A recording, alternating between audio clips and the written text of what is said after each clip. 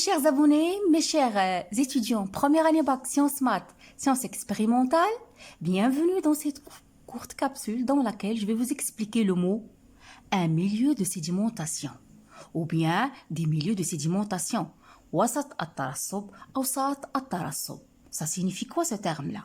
Si vous voyez sur la photo un environnement fluvial, oui, regardez bien. Ici, c'est un environnement fluvial, le fleuve.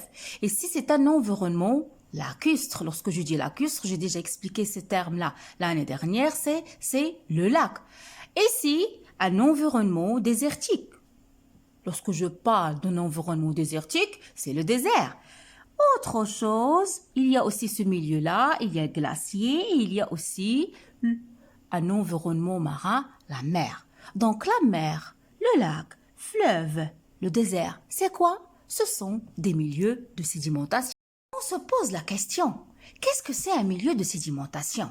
Eh bien, mes chers étudiants, mes chers apprenants, un milieu de sédimentation, c'est une zone où se déposent les sédiments.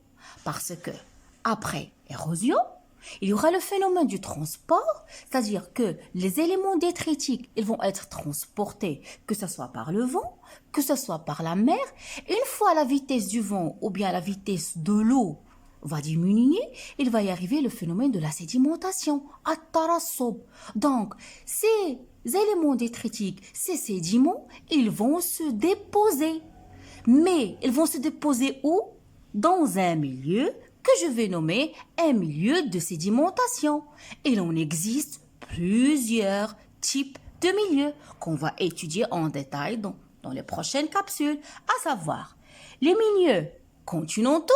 À titre d'exemple, je peux citer le lac, le fleuve, les milieux marins, aussi les milieux intermédiaires tels que le delta et le lagon. Tout ça, on va le détailler ultérieurement. Donc, c'est ça, un milieu de sédimentation. C'est une zone où se déposent les sédiments. Aussi, mes chers étudiants, la connaissance des caractéristiques des milieux actuels dans lesquels on vit, il permet de reconstituer les milieux de sédimentation anciens. Parce que mettez ça dans votre tête. Quel est notre objectif? La reconstitution de l'histoire ancienne. نريد استرجاع الجغرافيا القديمة. نريد أن نتعرف ماذا وقع في الأزمنة الغابرة. Ok? Donc les géologues admettent que les événements passés, regardez, les événements passés se sont déroulés en suivant les mêmes lois que les événements actuels. C'est le principe d'actualisme, مبدأ الحالية, que je vais expliquer un petit suspense la séance prochaine, Inch'Allah. Qu'est-ce que c'est le principe d'actualisme? Donc, j'espère que le mot milieu de sédimentation il est bien clair.